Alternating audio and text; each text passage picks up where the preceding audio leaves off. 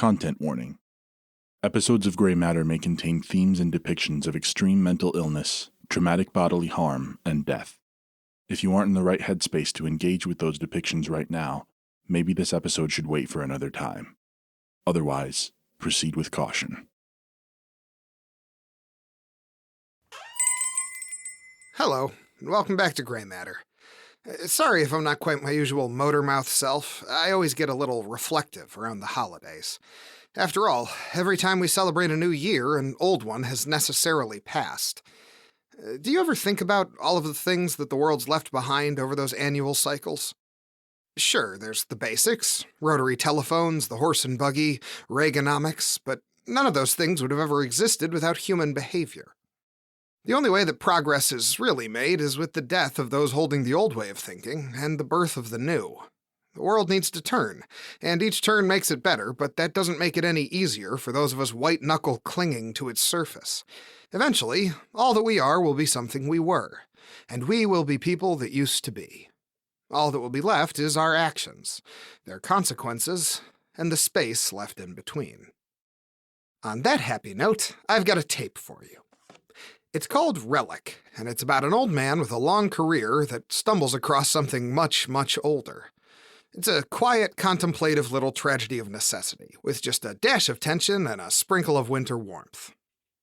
Oh, and Happy New Year.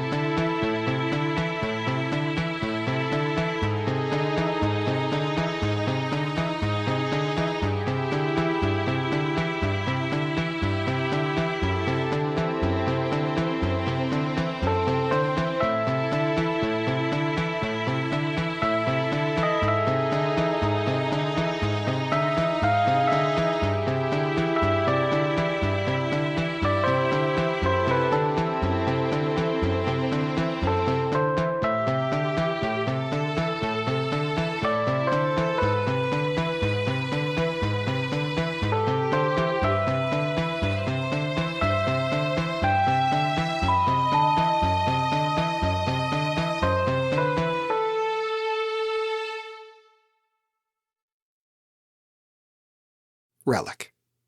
Written and directed by Jonathan Inbody, and adapted from A Relic of the Pliocene by Jack London.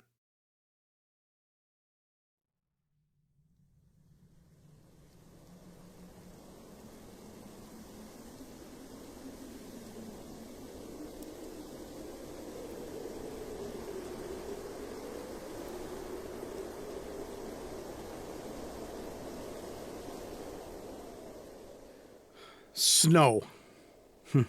The word alone stirs something up in your gut. If you live where it's rare, maybe it makes you feel happy, wistful for that winter wonderland you've seen on TV. But for those of us who live where it's plentiful, all we can think about is how much of a bitch it is to drive in. And that's where I come in. I've driven a snowplow for more than 20 years, pushing that cold metal beast up winding mountain roads and riding the brake back down. It's given me ulcers. It's made me grind my teeth. And it's cost me more sleep than I could possibly count, but I wouldn't trade it for the world. There's something about the job that keeps me satisfied. Call me old-fashioned, but I like the peace and quiet. And more than that, the knowledge that me doing my job lets other people do theirs. I like feeling useful. Even if the only thanks I ever get are from overnight workers headed home or snowed-in drivers on their way to work.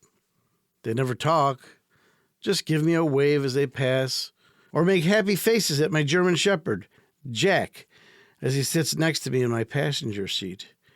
But none of them could say I didn't help. The back roads, the ones twisting up into the forested hills and around the steep side of Mount Bell, the ones I frequent, are considered by most to be all but empty. Yeah, there are houses, sure, and people living in them, but with miles between each driveway, It's hard to make a case for the place as a bustling hub of civilization. Every now and then I'd come across a car abandoned in a ditch, or a school bus full of teenage football players with a flat tire. But mostly those long, winding roads stayed empty, especially in the hours before the sun came up, when I make my rounds. I guess that's why, that night in December, I was so surprised to find the car.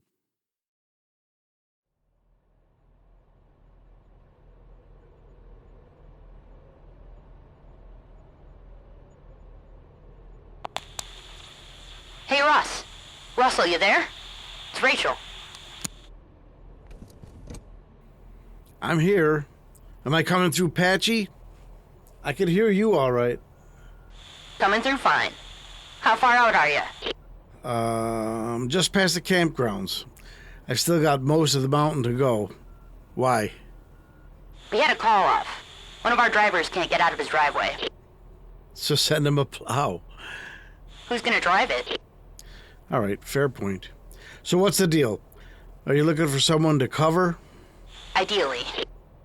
Well, like I said, I'm too far out, but let me see if Jack's available. What do you think, Jack? You want to get promoted to driver? Does he have a license? Oh, yeah. Oh, you mean a driver's license. I'll tell you what. I'll call you back when I'm almost finished. If you haven't found anyone by then, I'll cover as much of his route as I can. Thanks, Russ. You're a lifesaver. Well, it's that old-timer work ethic. I just don't know how to say no.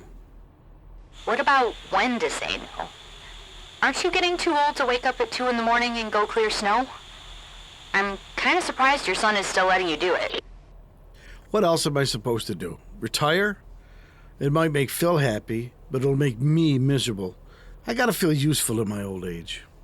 Well, on behalf of all of us lazy youngins with no career prospects, I'd like to present you with an award for longest held entry-level job. Oh, and I accept it with pride. Be careful up there, okay? Talk to you soon. Sure thing. What do you think, Jack? Can we put off breakfast by an hour or two? I should know better than to ask you. A few minutes later, as I rounded the turn from High Point onto Glimmer Hill, the gentle breeze grew into a howling wind, sending flurries of huge snowflakes darting across the road in violent gusts. The snow thickened, blotting out the black sky, and halfway up Glimmer Hill was almost a whiteout. On a narrow mountain road like this one, that could be a death sentence. I slowed down, and I turned on the flashers on top of my truck, squinting out through the windshield at the next curve in the road. This beast, my old landslide, she'd be fine. But if someone came down the road fast enough, they wouldn't have the time or the space to get out of her way. And that was if their brakes had traction at all. I followed the wide curve of the road around the side of Mount Bell, hugging the metal guardrail as close as I could without scraping the side of the plow. And all the while, I held the wheel tight. Jack sat at attention in the passenger seat the whole way. Sometimes I thought that dog was the only one who really understood me. As the truck slowly rolled down the twisting slope of tree-lined road, I saw a splash of color in the distance. I blinked. I squinted, and I slowed to a stop. There, half buried under the freshly fallen snow, and illuminated in the orange flashing light from the top of my truck, was an overturned car. It was laying upside down, its hazard lights blinking weakly, and its back window smashed. The frame was bent, and the bumper was crumpled, as if it had fishtailed into a guardrail. But there weren't any guardrails around. Russ to Rachel, come back. That was fast. Not a social call. I've got an overturned sedan up here on Glimmer Hill Road. You might want to let the sheriff know. I'll call him, but it's gonna take him a while to get there. The station's smack dab in the middle of the called-off route. Right. Okay. I'm gonna go check it out in case somebody's stuck inside. If not, Maybe there's footprints or something. My hero. Oh, just doing my job, ma'am. I'll call you right back.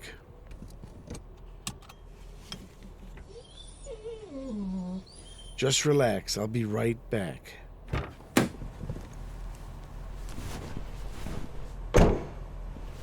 Hello? Anybody in there? Anybody need help? Hello?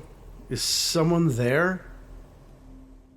I knelt down in the snow, and I looked through the broken back window into the overturned car. There was no one inside, only dangling seatbelts and puffed-out airbags. But a dark bloodstain on one of the seats gave me pause, and the red icicle hanging down from it.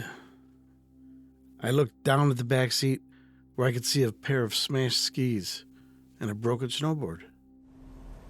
Well, if they had the gear, maybe they could have... I looked up the road for footprints, then looked back at my parked plow truck. I could see Jack running back and forth between the seats, and his barks must have been muffled by the windshield. What had gotten into him?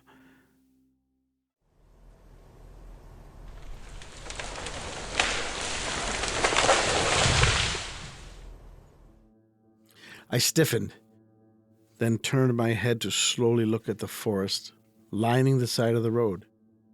2 trees were swaying, dropping snow off their pine-covered branches, and behind them, a huge, dark shape lurched back and disappeared from view. I stood silently, staring at the trees until they stopped swaying, then turned to look at Jack. He was pressed up against the passenger side window, ears pricked up and eyes staring at that dark patch of woods. So there was something there, and he'd seen it too. I started slowly walking back to the truck. I heard my boots crunch on the frozen snow, and I felt the cold air catch in my throat. With each pass of the flashing lights from my truck, the black streaking shadows of twisted branches stretched out into the dark trees beside me. I tried not to let the movement catch my eye. What was it that I had seen back there? It had been massive, at least as big as a car. But had I really seen anything at all, or was the moonless night playing tricks on me? And if it was, what knocked the snow off those branches?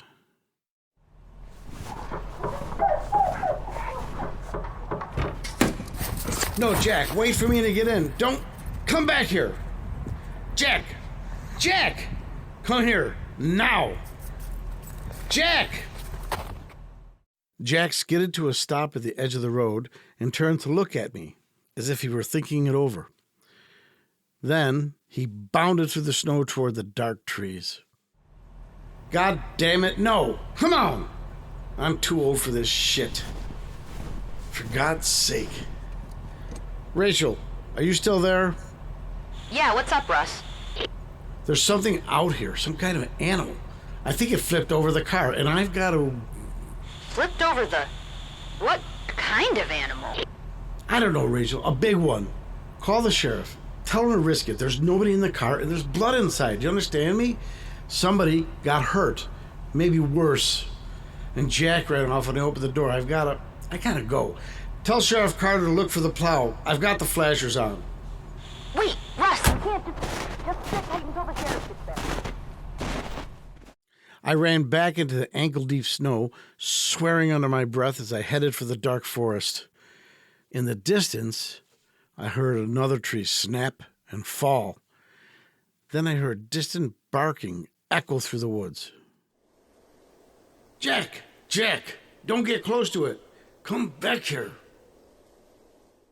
As I pushed through the snow-covered branches, I suddenly heard something running at me in the dark. Then looked up to see Jack dash past me in a dead sprint. He made a wide circle and returned to my side, whimpering and growling at the dark. Are you all right? What? The words died in my throat. A giant, black shape was smashing through the trees in front of us, charging at us with the speed and power of an oncoming double-decker bus.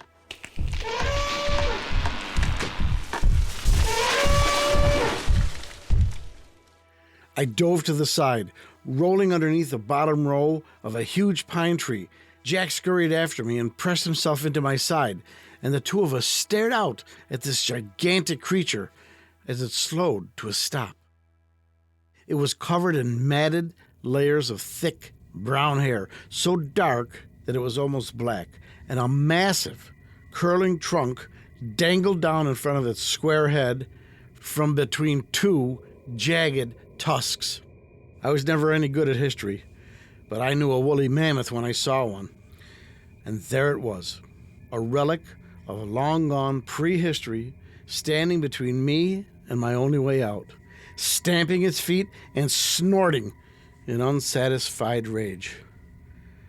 It swung its shaggy head back in our direction, catching the barest shred of moonlight, and I saw the outline of a long, jagged head wound running through an empty socket where its left eye should have been. It scanned the dark forest with its right eye, curling its trunk like a coiling python as it slowly circled. And when it got close to our hiding place, I grabbed Jack's collar. For once in his life, I hoped he knew to be quiet.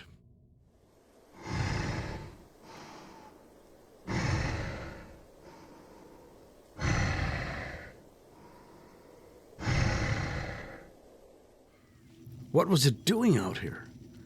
Did it have a tar pit to fall into or something? I crawled backwards in the snow, dragging Jack along beside me. I winced at my aching bones. I felt the skin cracking on my dried-out knuckles as harsh arthritis flared up at the joints. For the first time in a long time, I really did feel too old for this. I was too old to make much of a run for it anyway. That must be why you never see any elderly cavemen. All I could do was wait and hope that the thing would lose interest.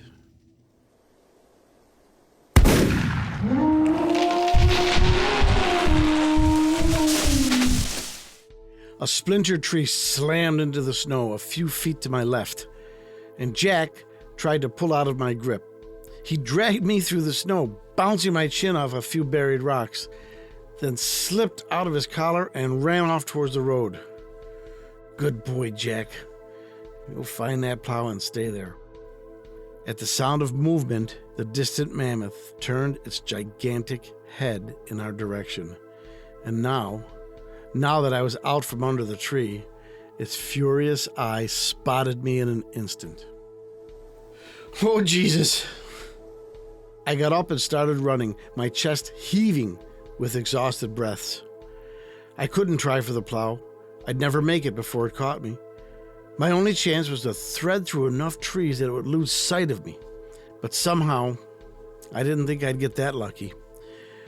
Then I missed a step and tumbled down a slight incline, collided shoulder first into a tree, and toppled over. That thing was almost on top of me now. It would only be a matter of time until... The mammoth reared up on its hind legs. Had it been hit? It had to weigh as much as my truck, and it could probably take a shot from a tank without flinching. And then, just as suddenly as it had come, it charged off into the woods, leaving me lying in a heap. Are you all right there? Still alive? Oh, I'm alive enough. My arm's all cut up, and I might have twisted an ankle, too.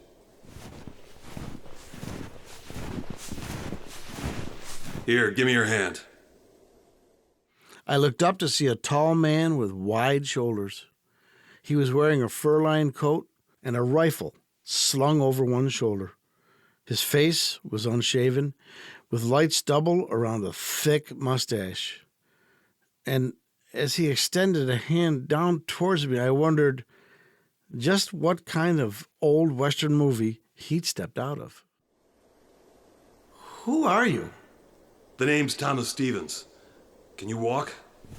Ugh. Your shoulder's dislocated.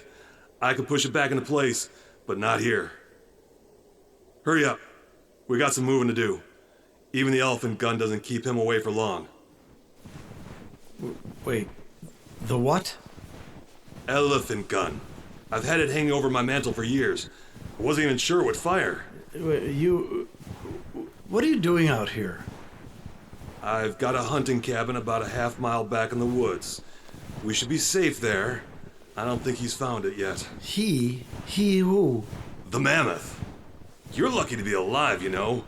You should have seen what he did to those... Those skiers? Yeah, I think I found their car. It was horrible. I heard the crash and well, I'll admit, I was afraid I'd find you the same way. How did you find me? I heard your dog. Jack! Oh my God, I've got to, Whoa. Just take it easy. He'll be fine. He's probably back at your truck already. Have you got a phone? You won't get a signal up this far. I've got a sat phone in my cabin. I'll try and call someone when we get back. Oh, good. Wait a minute. How did you know I drive a truck? Well, you said that Jack was probably back in my truck. How'd you know I drive a plow truck? Well, who else would be out this weather? We walked silently through the forest for what must have only been 20 minutes or so, listening for the sound of toppling trees and booming footsteps in the dark around us. Soon enough, I could see the outline of a large, rustic cabin sitting in a clearing out in front of us, illuminated by shreds of bare moonlight streaking in between thick gray clouds. It was wide and crooked, well kept but clearly old, and made from thick, dark wood that showed the knots and textures of age. To me, it looked like something out of time, and in that way, it matched the man that owned it. He felt like something out of an old adventure novel, the great white hunter of a bygone era. Stevens helped me up the stairs onto his cabin's porch, then pushed open the thick door and ushered me inside. There, warm orange light flickered out from a brick fireplace, casting harsh shadows on the taxidermied animal heads mounted on the walls. They were deer mostly, alongside the occasional wildcat and elk. And then Stevens brushed off a well-worn easy chair next to the fire and helped me down into it. How far can you rotate that arm? Might not be dislocated after all. Might just be hyperextended. All things considered, you got lucky. Stevens went into the small bathroom, where I could hear him digging through drawers in search of a first aid kit. I rolled up my torn sleeve and wiped some blood off of the cuts on my arm, and then I looked around the room. On the far wall, I saw a large corkboard with crisscrossing maps and pinned pictures in some unclear kind of order. I glanced over at the door to the bathroom, and as Stevens started to talk again, I got up and walked across the room. People in this day and age don't think of elephants as frightening. At least not here in America. Not when we've been saturated since birth with Dumbo and Babar and the Jungle Book. But people in India, Africa, they know. Elephants are vengeful, untouchable. They're more like gods than animals. Different myths call them different names. Behemoth, Ganesha, Shagnar Fawn. But they're all shades of the same forgotten truth. To early man, death was an elephant. The last great test for all great hunters. As I got closer to the corkboard, I began to see the pattern. Each of the pinned-up maps of the mountain had red markers stuck into them at different points, with lines of string that connected each one to the others. A few circles of permanent marker had been drawn around pairs of pins, with messy notes scrawled beneath them. It was dates, times, and coordinates. I glanced up at a pinned Polaroid picture hanging in the upper corner of the board. It had been taken in a museum, and it was a photo of the skeleton of a woolly mammoth. Underneath it, more scrawled notes covered an attached piece of torn out notebook paper with numbers and labels corresponding to ones written in marker on the photograph. They were measurement notations, estimations of weight, speed, and force. I looked down at the desk underneath the corkboard and found a few heavy books, a mix of biology, physics, and ancient history. Beside them, a cord ran from behind the desk down into a closed drawer, past a square of dust that told me something had been recently moved.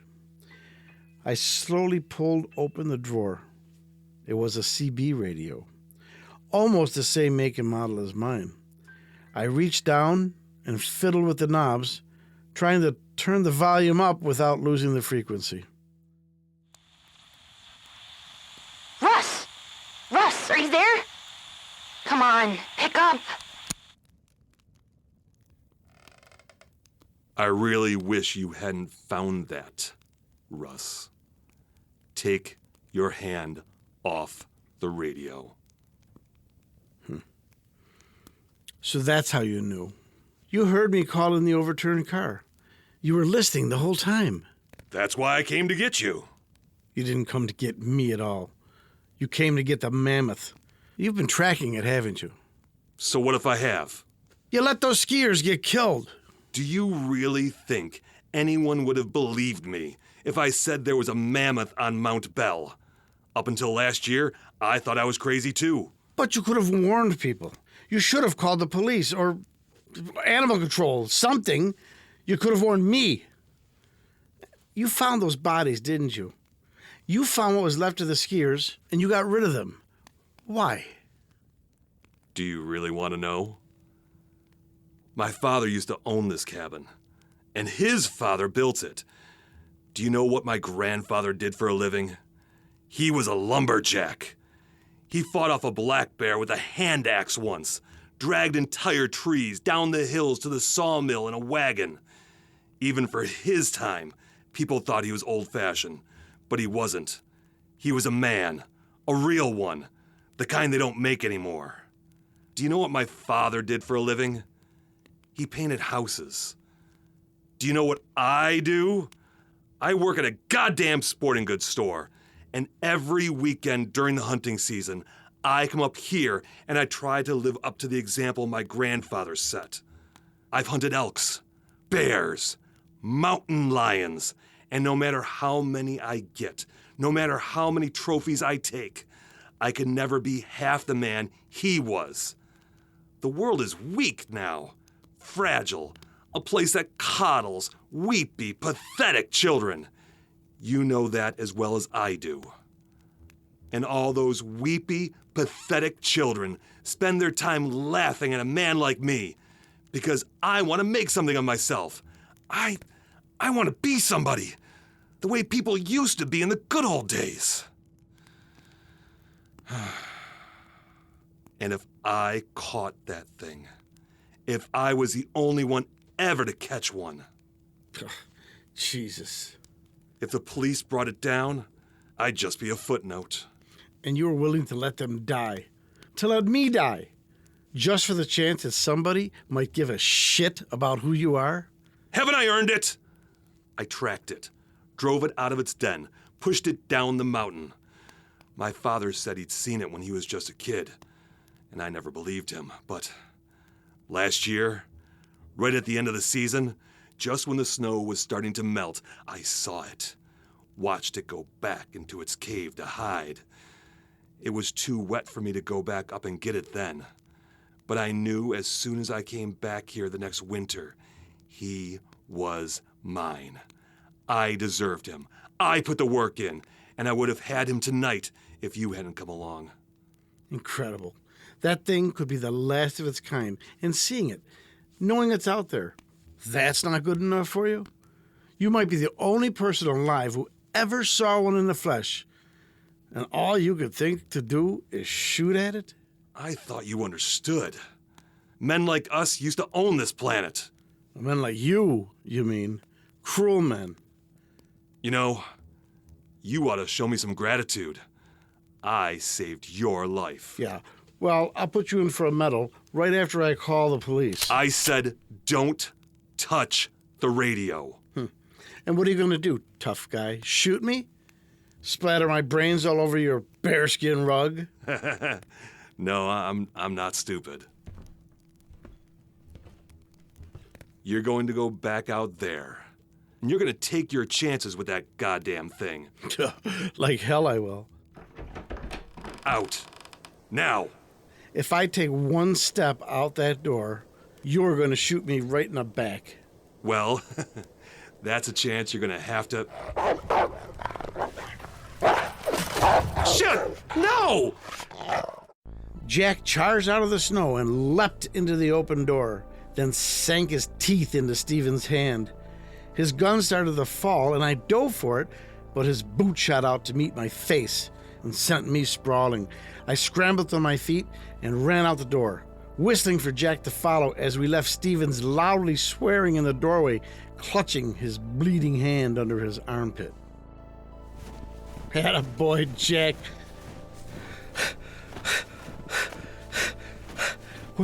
Where's the truck, buddy? Come on, go find the truck. Shit! He's shooting at us! I burst out of the woods and into the snow-covered road next to the overturned car, then started for the plow truck as Jack ran ahead. By the time I reached the door, my head was pounding and I could barely see straight, but I pulled myself up into the cab by sheer adrenaline.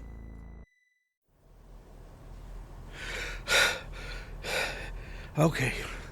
It's okay, we're going. Just...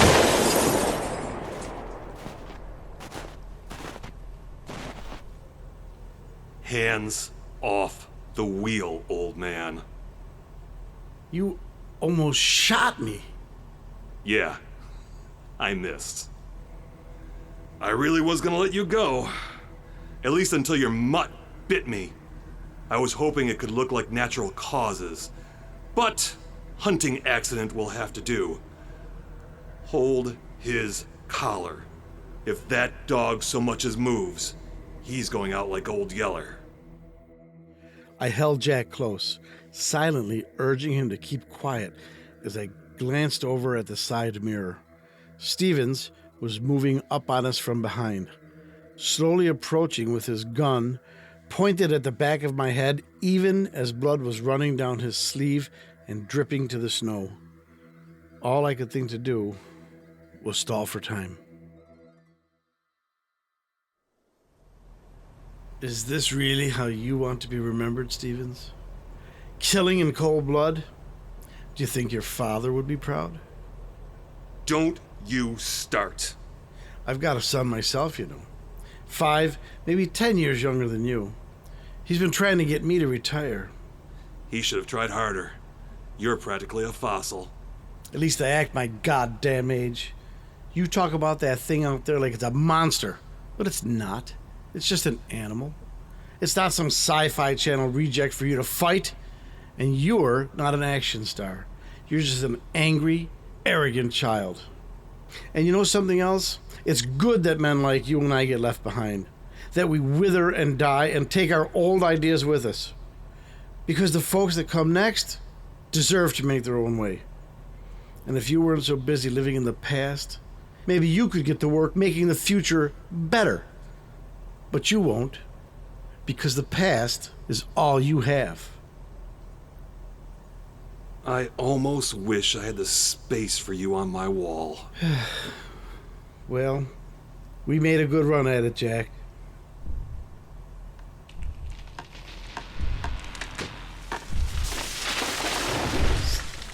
Stevens? I hear it. My eyes flitted to the rearview mirror. Behind us, a patch of dark trees was starting to shake. I glanced back at the side mirror, meeting Stephen's eyes. He whirled, aiming his gun out into the dark, and as soon as he was facing away, I slammed my foot down on the pedal. Hey! Come back here! Jack, get down! As the truck sped forward, I looked back up at the rearview mirror and watched Stevens shrink behind us. He steadied his gun, taking aim at the back of my head, and when he moved his finger to the trigger, I wondered what it would feel like to die.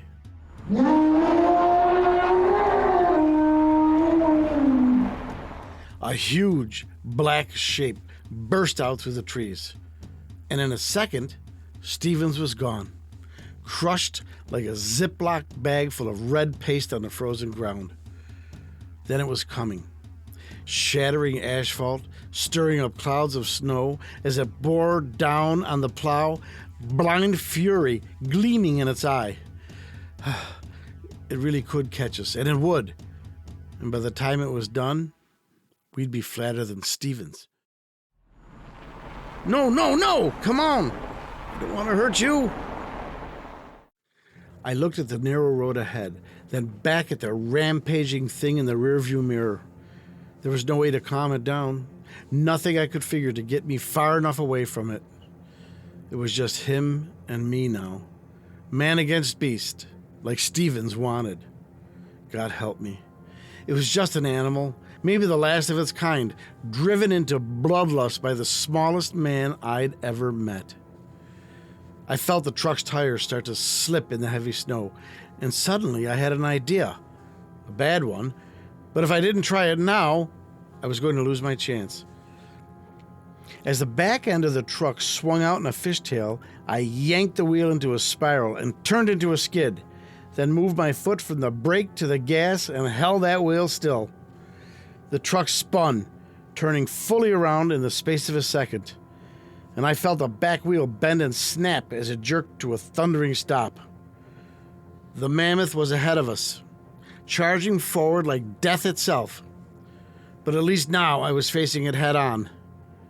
There was nothing left to do but lower the plow and step on the gas. Hang on, Jack!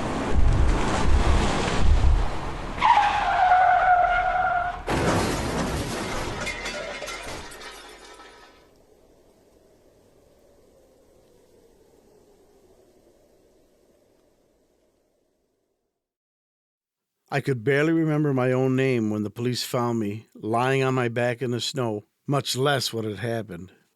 Jack had dragged me out of the mangled plow. I knew that much from the bite marks on the collar of my coat.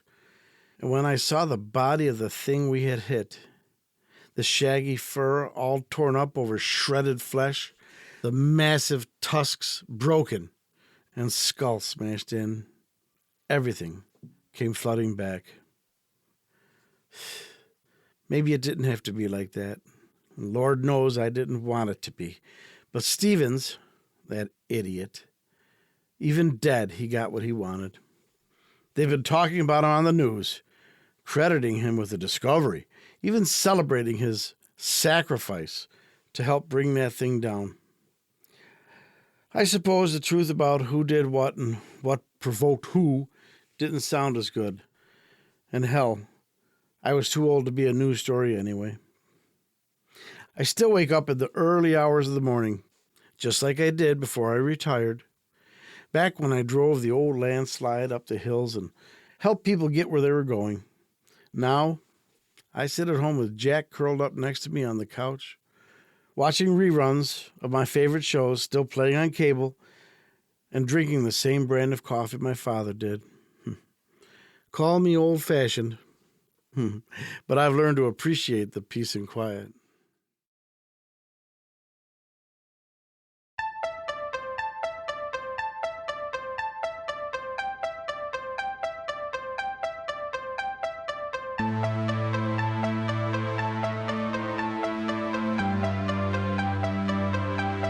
Relic was written and directed by Jonathan Inbody and adapted from A Relic of the Pliocene by Jack London. It was edited by Jeffrey Lavin, with music composed and performed by Samantha Hunt. Russ, the narrator, was played by Dean Puleo. Rachel was played by Samantha Hunt, and Tom Stevens was played by Eric Miller. Gray Matter is a Word Search Media production. Any similarities to real people, places, or things is purely coincidental. If you like the show, please rate and review us on Apple Podcasts, Spotify, or wherever you get your podcasts. And support us at patreon.com/graymatterhorror. Be kind. Rewind.